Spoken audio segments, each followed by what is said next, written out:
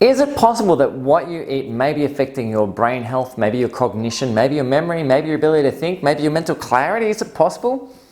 Well, Daniel Amen, who is the foremost authority on brain imagery worldwide, a psychiatrist, going back a number of years ago, coined the term dinosaur syndrome. And this directly related to people who consume too much carbohydrate. He called it dinosaur syndrome because their brains seem to get smaller and their bodies seem to get bigger. And this is something that we generally see with people who have excessive amounts of carbohydrate. And let me explain how this may be affecting you. So the first thing we understand is that there are glucose transport mechanisms that affect the brain and the way that it works, especially related to things like melatonin, serotonin, dopamine, and noradrenaline and adrenaline production. So all of these things are really derived from a couple of amino acids known as tyrosine and tryptophan, and these only get into the brain with glucose transport.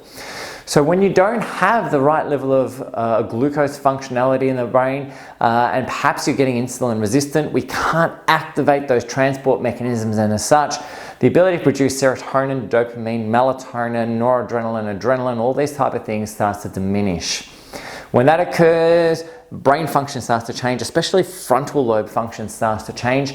And as that happens, we start developing issues with multiple things through the brain itself. I think this is one of the big reasons why we see kids, especially with ADHD, perform so well when you remove the sugar out of the diet and the carbohydrate out of the diet. Their serotonin, dopamine, or adrenaline levels start to pick up, their frontal lobes start to kick back into gear, and a lot of them will start calming down, their attention improves and their focus improves. It may also be the reason why the kids go crazy with things like red cordial.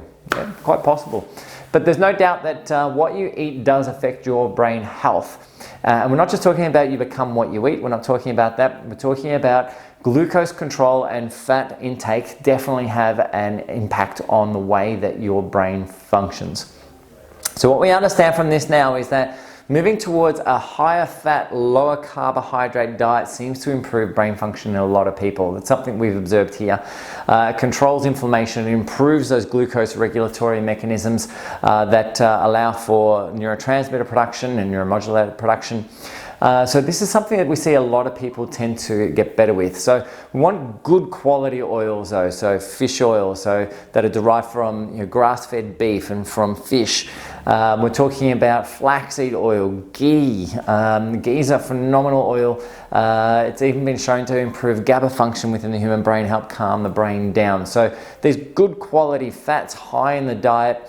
In addition to a lower carbohydrate diet, a lot less than what the average Western world intakes, tends to help a lot of people's brain function, their mental clarity, and their ability to maintain focus throughout the day as well.